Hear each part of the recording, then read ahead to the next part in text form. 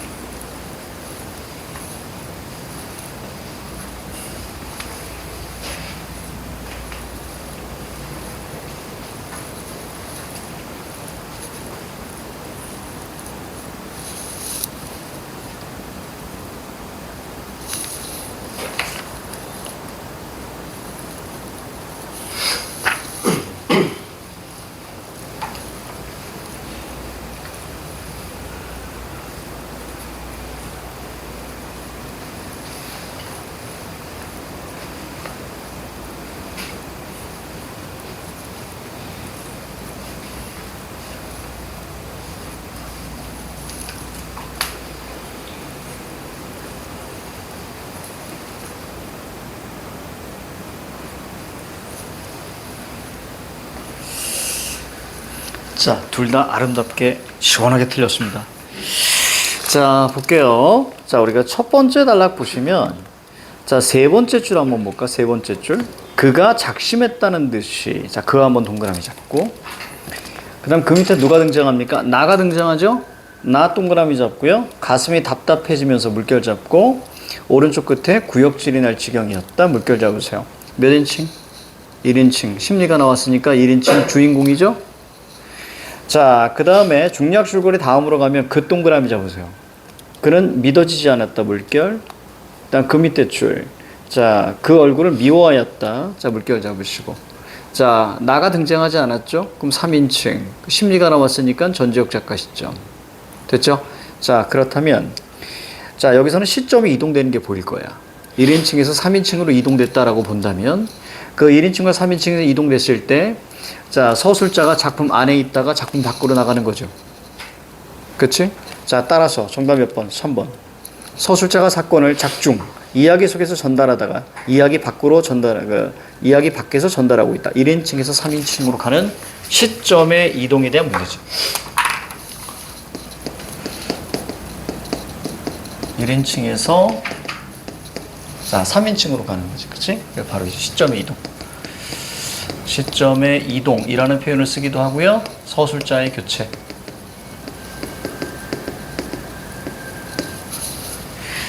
자, 그래서 이 둘의 기준이 뭐예요?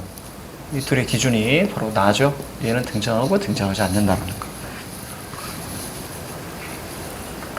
자, 5번을 많이 했는데 서술자가 관찰자 입장에서 자, 객관적, 자, 관찰자 이렇게 나오잖아? 그럼 대화와 행위 묘사 정도만 나와.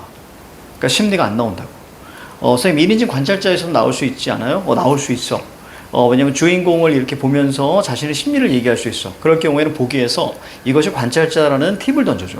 왜냐면 나가 등장하고 자, 그 다음에 심리가 드러날 경우에 이거는 주인공 시점하고 되게 헷갈린단 말이야. 왜냐하면 텍스트 자체가 제한적으로 나와 있지.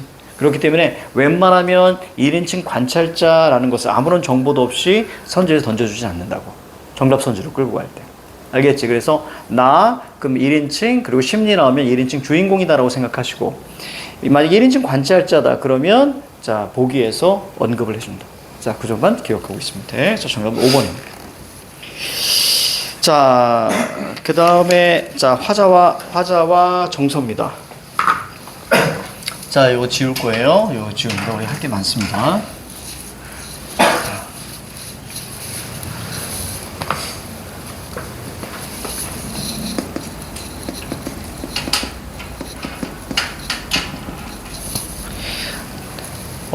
어디서부터 시작할 거냐면, 자, 우리가 정서를 우리가 볼 때 사실은 이 정서를 판단할 때 제일 중요한 건 우리가 상황이라고 말씀드렸습니다. 여기 나와 있는 자, 상황은 사실은 긍정보다는 부정이 훨씬 더 많아.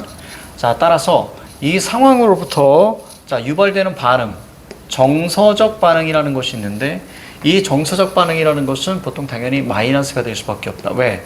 이 둘의 관계는 어떤 관계야? 철저하게 유기적, 인과적 관계라는 거. 이것이 바로 보편성이다 라고 좀 말씀을 좀 드렸어요. 이것에 따른 자, 태도는 좀 달라질 수 있겠죠. 자, 오늘은 자, 정서를 어떻게 표현하는가. 자, 그거를 한번 좀 장황하게 길게 한 번은 좀 정리해둬야 될 것 같아. 자, 볼게요. 정서. 우리는 체크만 탁탁탁 해나가면 됩니다. 시를 읽을 때는. 자, 처음에는 상황이 일반적으로 첫 부분에 나올 거고요. 후반부까지 같은 정서가 계속 이어질 거예요. 상황에 따른 유기적인 정서가 이어질 거고, 시의 마지막 파트에서 태도의 변화만 있다. 자, 그러면 이 정서를 판단하는 데 있어서 자, 정서를 드러내느냐 드러내지 않느냐로 볼 겁니다. 이 정서가 드러나는데 자, 어떤 방식으로 드러나느냐에 따라서 자, 어떤 문제가 좀 달라질 수 있는데, 자, 하나는 자, 완벽하게 드러납니다. 자, 그리고 드러나지 않습니다. 자, 드러나는 것을 우리는 뭐라고 하냐면 자, 직접이라는 표현을 쓰고요. 드러나지 않는 것을 간접이라고 이야기합니다. 이 직접적으로 드러나는 것을 우리는 영탄적이라고 이야기하고, 자, 그리고 자, 간접적으로 드러나는 것을 우리는 자, 담담한 어조라고 이야기합니다. 사실 이 어조는 태도와 연관된 거지만 사실은 저기에서 우리가 자연스럽게 끌고 가는 게 훨씬 더 나아요. 자, 그래서 이 담담한 어조를 우리는 뭐라고 하냐면 이걸 절제라고 하는 거예요. 그러니까 정서가 있는데도 불구하고 자, 직접적으로 그대로 드러나지 않고 약간 누르는 것을 이야기하지 간접입니다.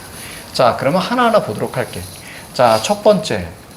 자, 정서를 직접적으로 드러내는 경우예요. 직접. 요거 다른 말로 우리가 직설.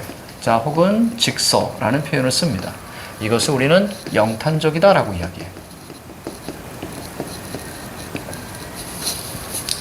자, 몇 가지 살펴볼 거예요. 자, 첫 번째. 이 영탄적 어조에 여러 가지 자, 구성 요소가 있는데, 자, 첫 번째는 뭐냐면, 자, 감정 시효가 그대로 노출되는 경우야. 그러니까 보통 형용사이겠죠? 그래서 감정 시효가 노출되는 겁니다. 따라서 외롭다, 슬프다, 혹은 슬픈, 자, 이런 것들을 우리가 이야기합니다. 자, 두 번째. 자, 감탄사가 있을 경우에, 자, 이럴 때 이것을 영탄적 어조라고 하면서 정서를 드러냈다라고 이야기를 해요. 자, 두 번째. 세 번째구나, 세 번째. 감탄형 어미가 있습니다.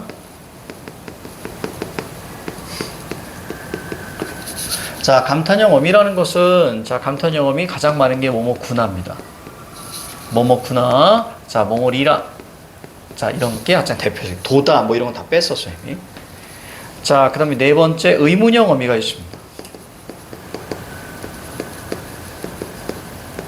자, 의문형 어미는, 자, 뭐뭐리야. 자, 뭐뭐리요. 그쵸? 이런 것들을 얘기합니다. 그 다음에 다섯 번째. 자, 다섯 번째는 보통 이제 체온 플러스, 자, 혹격조사가 뒤에 붙는 경우예요. 혹격조사. 그래서 이 혹격조사는, 자, 뭐가 있냐면, 뭐뭐요, 그 다음에 뭐뭐야, 이런 것들을 이야기합니다. 알겠죠? 그래서 뭐뭐, 자, 요 정도가 있을 때 우리는 감정을 좀 드러낸다. 그래서 감정을 드러내는 방법 중에 하나가 영탄적 어조 이렇게 얘기를 해요. 자, 그럼 두 번째 가자. 자, 두 번째는 아니 내가 간접이라고 그랬지? 직접. 자, 두 번째는 우리가 간접을 여기까지 좀 보자. 이건 보세요. 화자가 독자에게 감정을 직접 다이렉트로 전달하는 겁니다. 알겠죠? 자, 이제 간접을 볼 거예요. 얘가 좀 중요해. 간접이라는 것은 우리가 뭐냐면, 자, 이것은 저기서 우리가 얘기했듯이 담담한 어조를 통해서 나타나요. 자, 그러면 이 간접에서 가장 많이 사용되는 게 어떤 거냐면 투영이라는 겁니다. 투영.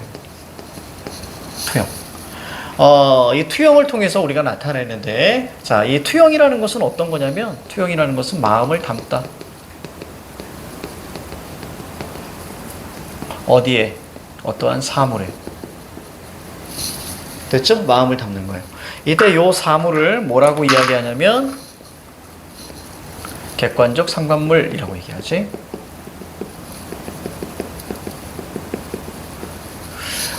근데 우리가 보통 자연물이 많기 때문에 우리가 자연물로 알고 있지만 사실은 사물입니다.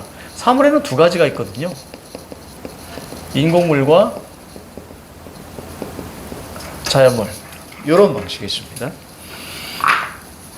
자, 투영에서 우리가 사물을 했을 때, 자, 요 사이에 어떤 뭘 물어보냐면 사물과 화자의 관계를 물어보게 되는데, 자, 방식을 한번 살펴볼 거예요.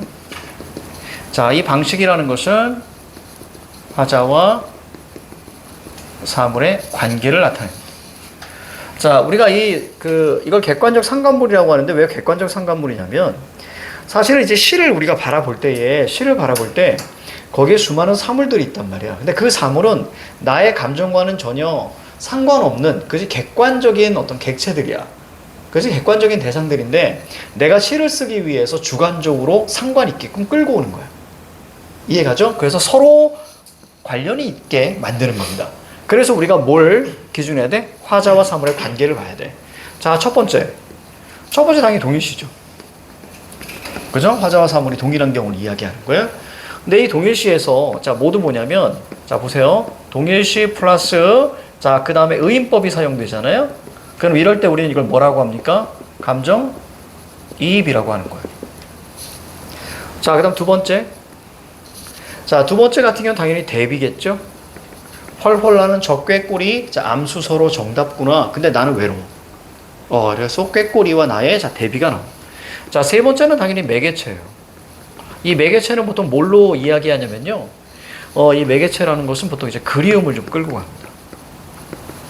이게 제일 많습니다. 그래서 보통 회상 방식으로 나온다는 거. 그래서 1, 2, 3. 자, 요런 것들이 우리가 시험에 나오게 되는 거죠. 그러니, 자, 얘는 어떤 방식으로 나오게 되냐면, 이렇게 보시면 돼요. 자, 갑니다. 화자가 있고요. 자, 화자가 감정을 어떻게 합니까? 투영합니다. 됐어요? 어디에? 사물에. 자, 그래서 여기서 약간 역화된다고 생각하시면 돼요. 따라서 여기서 어떻게 나오는 거예요? 절제가 돼서 나타날 수밖에 없어요. 이게 바로 여기서 독자에게 가는 거죠. 그러니까 직접의 간접이에요. 간접이죠. 그죠? 한번 쿠션 돼서 들어가는 거지, 그지? 바로 가는 것이 아니라 이렇게 이해하시면 됩니다. 우선 적어놓고 쌤이 좀 후려쳐서 좀 설명해 드릴게요. 우선 적어봐. 얘 그냥 감정의 모든 것이. 자, 됐어. 자, 전체 흐름을 좀 잡아줄게. 자, 정서를 우리가 드러내는 방식이 사실은 시험에 물어. 근데 우리는, 자, 시를 읽으면서 이런 것까지는 생각할 필요가 없다 이거야. 그냥 읽으면서 그냥 감정만, 즉 정서만 체크해서 나가라고.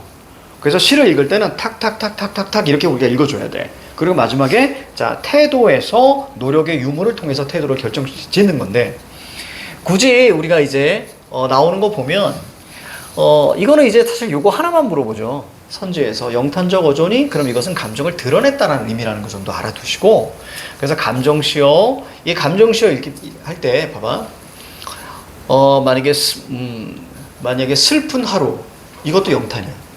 하루에 투영된 거 아니야. 왜? 하루라는 것은 뭔데? 사물이 아니잖아. 이해 갑니까? 슬픈 하루는 영탄이야.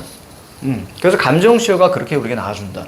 감탄사, 감탄영어미, 의문영어미, 특히 독백일 때 의문영어미가 사용될 때 우리 뭐라 그래? 서리법이라고 얘기하는 거예요. 그리고 뭐 사랑이요, 그쵸? 뭐 그대요. 자, 이런 얘기들 나오게 되면 자, 이것도 우리는 자, 감정을 드러냈다라고 봅니다. 그래서 영탄적 어조라는 게 나오게 되는 거예요, 선지에서. 자, 그래서 흐름은 뭐냐면 다이렉트로 가는 거죠. 다이렉트. 자, 사실 중요한 건 얘죠. 쌤이 여기서 재밌는 건, 자, 의탁을 뺐어. 의탁을 뺐어. 투영하고 의탁은 원래 되게 다른 부분인데, 최근 같은 경우는 의탁과 투영을 하나로 묶고, 오히려 투영 파트에서 내. 그러니까 의탁과 투영이 같다라고 우리가 이해하셔도 된다. 최근 트렌드에서는. 원래 의탁과 투영은 달라. 자, 그래서 이쪽이 사실은 의탁이 되는 거고요. 동일시만 사실은 의탁이야, 원래는. 동일시만 의탁이거나, 자, 달아 높이 떠서 멀리 비춰줘 라고 어떤 사물에게, 자, 내가 만약에 이렇게 부탁을 하잖아. 그런 걸 의탁이라고 하거나, 내가 새가 되어 님에게 가고 싶다. 이런 걸 동일시, 이런 걸 의탁이라고 해. 근데 지금은 그런 게 많이 없다. 알겠지? 투영이라는 것은 쏴서 비추다라는 게 원래 의미인데, 내 마음을 저기에 비춰서 우리가 이야기하는 거지. 자, 그래서 투영, 마음을 담다, 이런 뜻입니다. 마음을 담다. 자, 그래서 이 투영은 어디에? 사물에 나의 감정을 투영해서 표현하는 거예요. 그래서 이 사물은 객관적 상관물. 문제에서 객관적 상관물을 찾아라, 이런 거 안 나와. 이제 내신에서도 많이 안 나올 거야. 그게 안 나오고요. 보통 이제 수능평가원에서는 그냥 밑줄을 아예 쳐줍니다. 시에서 사용된 모든 사물이 다 객관적 상관물이라고 생각하면 돼. 알겠지? 그러니까 객관적 상관물이 뭐니? 이렇게 물어보진 않아. 그런데 시에서는 자, 이렇게 밑줄이 딱딱 쳐놔니다. 기억 혹은 니은, 기억, 니은을 쳐놔서 이 관계의 차이를 물어. 그래서 제일 많이 묻는 게 감정이입과 대비를 많이 묻게 되는 거야. 저 물도 내 마음 같아서 울면서 밤길을 지나가는구나. 이런 건 동일시이면서 물이 울며 지나가니까 의인법이 사용되었지. 그래서 감정이입이라고. 됐습니까? 그래서 감정이입은 철저하게 의인법이다라고 보시고, 자, 그 다음에 대비, 그 다음 매개체죠. 저걸 보고 나서 떠올리는 거죠. 즉, 아이들은 이런 걸 물어. 선생님, 그러면 정서환기가 뭐예요? 이렇게 물어. 정서환기. 자, 보세요. 투영이 되면 무조건 동일시든 대비든 매개체를 통해서 정서가 나올 수 있어. 시라는 것은 정서를 심화하는 방향으로만 가. 그러니까 이것은 시의 본질이야. 정서가 심화되지 않은 방향으로 가는 시는 존재하지 않아. 알겠지? 그러니까 무조건 이렇게 되면 효과는 어떻게 되냐면 정서, 심화, 환기, 강조, 이거 시의 본질.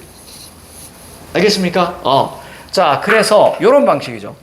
화자가 자신의 감정을 사물에 투영합니다. 그래서 투영된 그 감정이 독자에게 가는 거예요. 그러니까 한 번 거쳐서 가니까 당연히 간접이고, 자, 이런 걸 우리는 절제라고 하는 거야. 여기까지 이해갑니까? 배제가 아니야. 절제야. 배제는 감정 자체가 없는 거야. 이거는 절제입니다. 그래서 대부분의 시를 무슨 시라고 그래? 서정시. 서정은 거꾸로 읽으면 정서란 말이야. 정서가 있는 시란 말이야. 대신 드러났냐 아니면 드러나지 않고 절제했느냐의 차이다. 알겠습니까? 이게 바로 이제 정서의 모든 것이야. 자, 거기 보시면, 자, 2강에, 자, 정서란 일정한 상황에서 화자가 갖게 되는 마음, 이렇게 나와 있지, 그지? 자, 거기다가 일정한 상황이 중요한 거야. 상황에다 세모 하나 쳐. 현대시는 긍정 상황보다는 부정 상황이 훨씬 더 많다라는 거야. 자, 설명 1. 정서는 원래부터 있었던 것이 아니라, 자, 밑줄. 일정한 상황 속에서 빚어진 현상이다. 즉, 유기적, 인과적 반응이라는 얘기야. 알겠지? 상황으로부터 유발되는 반응이야. 그래서 그 밑에 줄, 뭘 파악해야 된다? 상황을 파악해야 된다. 여기만 밑줄 잡아줍니다.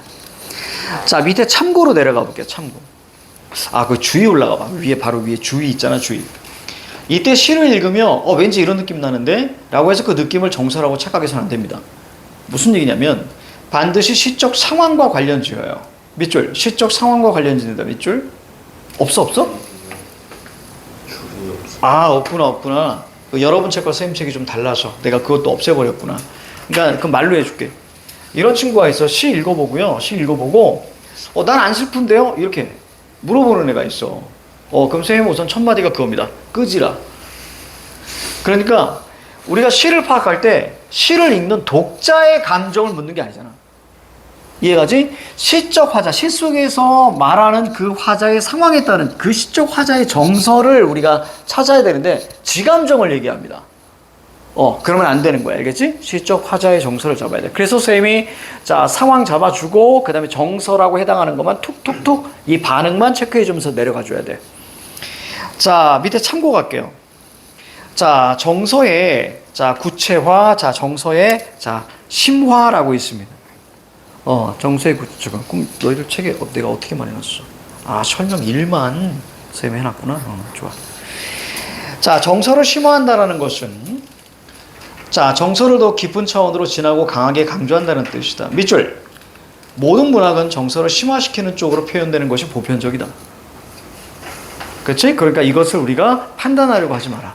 심화되느냐 안 되느냐. 자, 넘겨요. 자, 백석의 8원이라고 있습니다. 백석의 8원.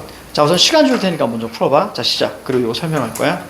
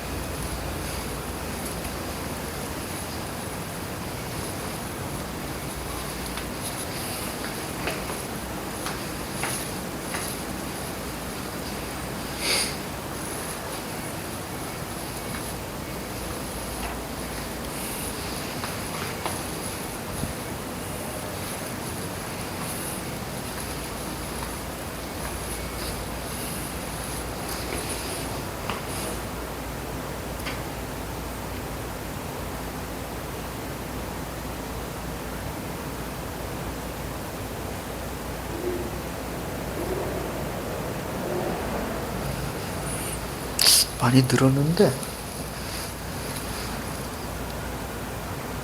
조금 부족한데?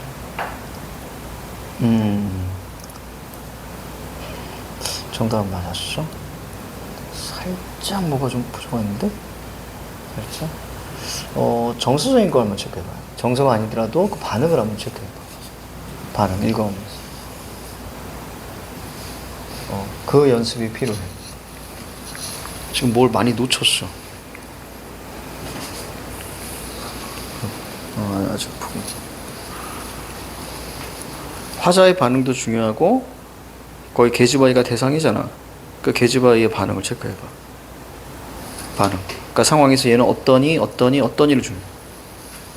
그렇지. 그게 제일 중요한 거야.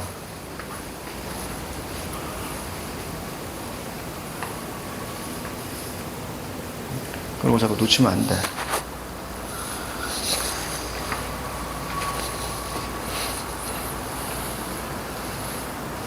뭐야?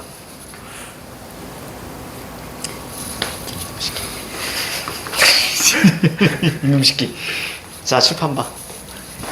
너희들이 무엇을 놓쳤는지.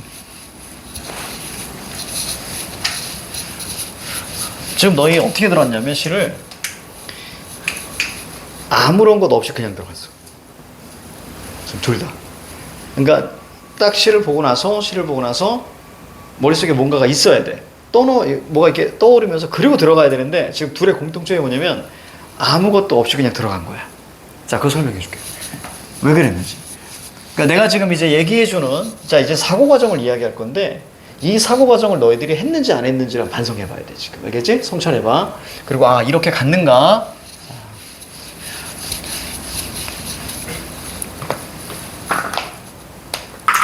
만약에 이 사고 과정을 처음 들어봤다.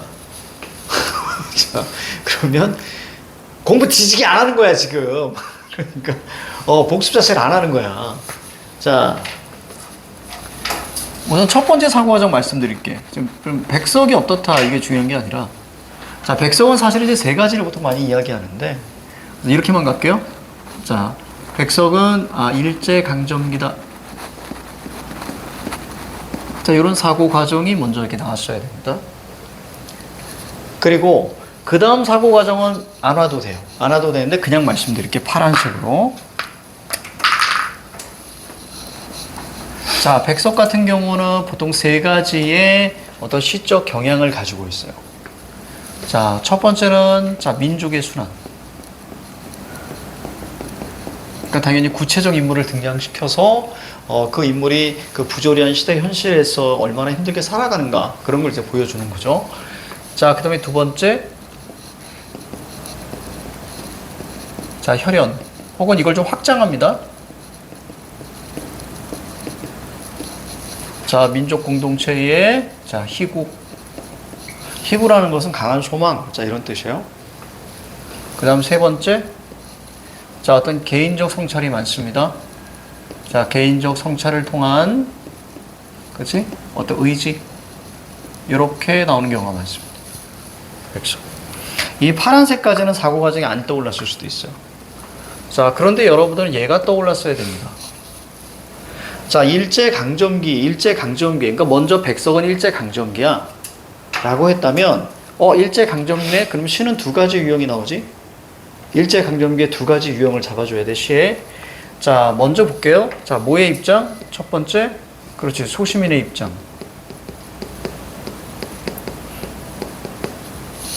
자, 소시민의 입장에서 자, 시를 읽을 줄 알았어야지. 자, 이 소시민의 입장은 어떤 방식으로 나오냐면, 자, 이 소시민이라는 것은 보통 이제 농민인 경우가 꽤 많죠. 그래서 농민이었던 경우가 좀 많습니다. 이거 좀 확장시키면 민족이 될 거예요. 자, 그래서 이 민족에 대해서 어떤 얘기 나와? 가난, 유랑, 가족 해체. 이런 이야기가 나오고, 자, 그 다음에 태도는 어떻게 나옵니까? 태도는, 잠깐만요. 이러한 내용이 나오고, 자, 그 다음에 태도는 무조건, 자, 마이너스로 나온다. 이렇게 말씀드렸어요. 자, 두 번째, 지식인의 입장 갑니다.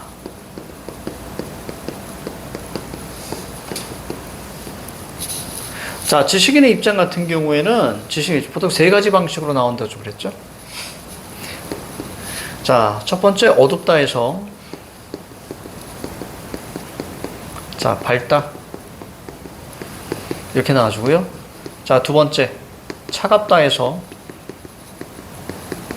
자, 따숩다. 그지? 따뜻하다. 그 다음에 세 번째, 거세다에서,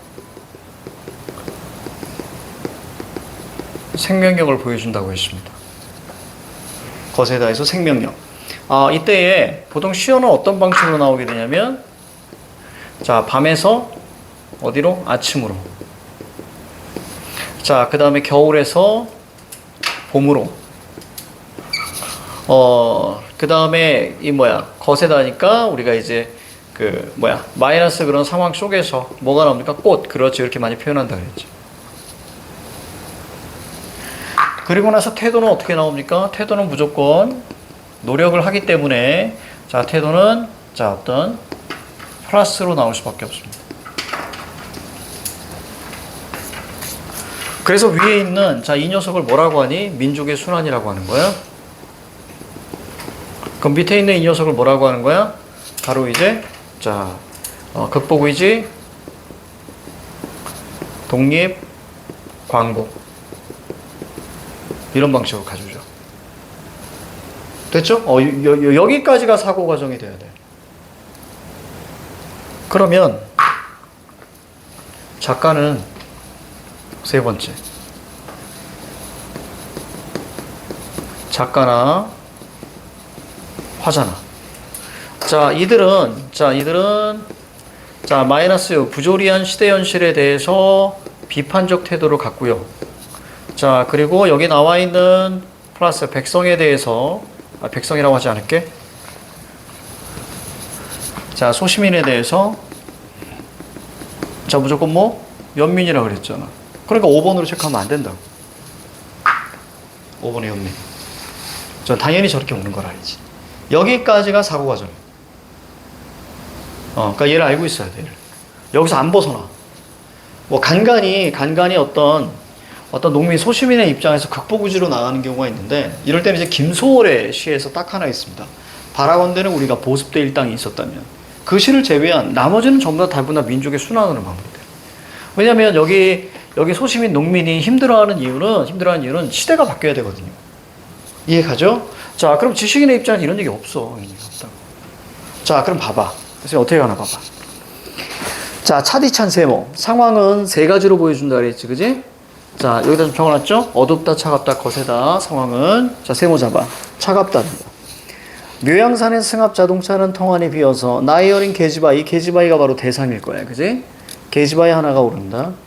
자, 진진초록. 자, 이런 거 VP 한번 쳐보고. 새 저고리를 입고 손잔등이 밭구락처럼 못이도 터졌다. 그냥 고달픈 삶이죠? 그치? 가난하니까 고달프다. 이렇게 생각해야 돼, 사고 과정이. 계지바이는 자성 동그라미 쳐봐. 여기가 지향이지, 그지? 자성에 누가 산대, 밑에? 자성이 삼촌이 산대. 그러니까 옛날 사람들은 고향이라는 곳은 철저하게 혈연 공동체였단 말이야. 그럼 얘는 고향을 떠나왔단 얘기야, 얘가. 그럼 왜 떠나왔어? 가난하니까 떠나온 거야. 그래서 삼촌과 해체된 거야. 이해가니? 이렇게 잡아줬어야지. 거기다 우리가 적어. 오른쪽에 삼촌이 산다고 한다. 오른쪽에다 적어. 가족 해체라고 적어. 자, 새하얗게 어른 세모. 자동차 유리창 밖에 내지인 주재소장 같은 어른과 어린아이 둘이 배웅을 합니다. 이때 내지인 주재소장은 일본인을 나타내. 일본인 그 순사 나타냅니다. 배웅을 합니다. 계지바이는 자, 여기다 체크가 들어갔어야지. 운다, 흐느껴 운다. 됐죠? 슬픔이죠? 왜 우는 거야? 헤어지기 싫어서가 아닌 거야. 삶이 힘들어서인 거야. 자, 텅 빈 차 한 곳에 어느 한 사람은 눈을 쉰다. 이게 물결 쳐줘야 돼. 이거 뭐라고 해? 공감, 연민 이렇게 얘기해줘야지. 힘들어하는 어떤 애가 울고 있어. 근데 나도 우는 거야. 공감하니까 눈물이 나오는 거야. 공감, 연민. 계지바이는 몇 해고 그 일본인 주재소장 집에서 밥을 짓고 걸레를 치고 아이 보게를 하면서 이렇게 추운 아침에도 손이 꽁꽁 얼어서 자, 찬물에 걸레를 빨았을 것이다. 자, 바로 고달픈 삶이죠. 그렇지? 그렇다면 봐봐. 1번이야 2번이야? 1번이잖아. 이해가지? 가나안, 유랑, 가족회체 이 내용이 나오잖아요. 구체적 인물을 통해서. 그러니까 주제는 뭐가 돼? 민족의 순환이 되고 그 여자아이가 자, 어떤 이겨내려는 태도가 있어 없어? 없잖아. 이해가죠? 노력하지 않는다고. 이렇게밖에 안 나온다고. 자, 그러니 우선 정답은 4번이 됩니다. 육친과 이별하는 게 아니죠. 그렇지? 육친과 저 미테라 쌤이 남말 때 해놨을 거예요. 그지? 혈육과 이별하는 게 아니에요. 만약에 혈육과 이별한다 그러면 여기가 바로 고향이 돼야 돼. 근데 얘는 지금 어디로 가려고 하는 거야? 삼촌이 산다는 자성이라는 곳에 가고 싶다는 얘기는 거기를 떠나왔다고 이해하셔야 된다. 알겠지? 자, 그러니까 5번 같은 경우는 자, 눈을 씻는다는 연민은 무조건 맞는 거라. 연민은 알겠지? 이렇게 이해하셔야 돼. 그래서 요거를 좀 머릿속에 좀 그렸어야 돼. 알겠지? 여기서 안 벗어나니까. 자, 오른쪽에 보시면 자, 27페이지가 아니고 여러분 좀 다르지? 다음 페이지인가요, 여러분들? 자, 개념 2 보면 감정을 직설적으로 표출하고 있냐, 절제하고 있냐 이렇게 물어요. 자, 우선 앞부분에 쌤이 해버린 거야, 쌤이. 그지? 전체.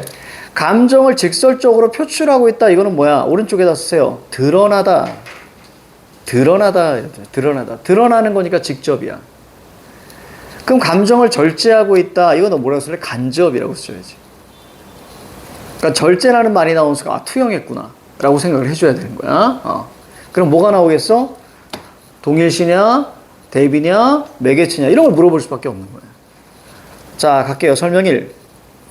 자, 시에서는 화자가 정서를 직접적으로 표출하기도 하고 상황이나 대상을 통해 간접적으로 드러내기도 합니다.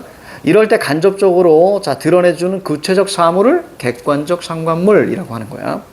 설명이 감정의 표출 없이 대상 동그라미 잡아. 그 뒤에 밑줄 쳐. 정서를 간접적으로 드러내는 경우 밑줄 치고 대상을 통해서 정서를 간접적으로 드러내는 경우 뭐라고 합니까? 밑줄. 감정 절제라고 하는 거예요. 자, 그래서 그리고 감탄사나 어떤 감정시어가 사용됐을 때 직접적으로 드러냈다. 이걸 뭐라고 그래? 영탄적이라고. 그치? 직접적으로 드러낼 때 영탄적. 자, 밑에 볼게요. 자, 서름에 겹도록 부르노라. 부르는 소리는 비껴가지만 하늘과 땅 사이가 너무 넓구나. 우선은 서름에 겹도록 여기서 끝난 거지. 그렇지? 이건 직접이죠. 영탄적이죠. 뭐뭐 놀아. 영탄적입니다. 부르는 소리는 비껴가지만 하늘과 땅 사이가 너무 넓구나. 그 밑줄 한번 쳐봐. 하늘과 땅 사이가 너무 넓구나. 이거는 김소월의 초혼이라는 시인데요. 초혼이라는 시인데 즉 이것은 뭐냐면 사별이야. 사별. 기본적으로 사별. 사별일 경우에는 사별을 나타내는 경우에는 보통 현대시에서는 이승과 저승의 거리감을 드러내는 표현들이 꽤 많아. 이승과 저승의 거리감을 드러내. 그래서 거기 보시면 하늘과 땅이니까 하늘은 저승, 땅은 이승이야. 거기다 적어. 이승과 저승의 거리감. 이승과 저승의 거리감. 선체로 이 자리에 돌이 되어도 부르다가 내가 죽을. 자, 이름이여 밑줄, 사랑하던 그 사람이여 밑줄. 다 영탄이죠. 맞습니까? 체언 플러스 혹격조사가 사용됐지. 이름 플러스 이어, 사람 플러스 이어. 됐습니까? 이건 감정을 드러낸 거예요. 그래서 밑에 영탄적 표현 이렇게 나와 있는 겁니다. 오른쪽 갈게요. 자, 다시는 뜨시지 않는 두 눈에. 이것도 사별입니다. 피우지 못한 꿈의 꽃봉오리가 가라앉고 얼음장에 누우신 듯 손발은 식어갈 뿐 입술은 심장의 영원한 정제를 가리켰다. 자, 이거는 뭐죠? 감정 절제라고 하는 거죠. 감정이 드러난 요소가 없어요. 그래서 저기 밑에 뭐라고 되어 있어? 담담한 어조라고 눈에 들어올 거예요. 그렇지? 자, 이렇게 보시면 돼요. 자, 참고 객관적 상관물인데 우선 헐헐 나는 저 꾀꼬리 암수가 서로 정다워. 근데 나는 외로운 거야. 그러니까 꾀꼬리가 새조차도 커플인데 나 혼자 솔로인 거지. 그렇지? 그래서 오른쪽에 대비라는 말이 눈에 들어와야 됩니다. 그럼 당연히 정서가 심화되는 거예요. 자, 그 다음에 두 번째. 저 물도 내 마음 같다. 이거 동일시죠. 그런데 울면서 밤길을 지나간다고 했으니까 감정이입이 되는 거예요. 자, 거기다 적으셔야지. 감정이입이라고 적어. 호랑나비가 되어 그대 옷에 머물고 싶다. 자, 이것을 우리는 원래 의탁이라고 했던 거야. 근데 지금 그냥 투영 정도로만. 이거 뭐죠? 그냥 동일시 정도로 보시면 되겠습니다. 자, 다음 게 뭐야? 자, 심상이지? 자, 잠깐 쉴게요.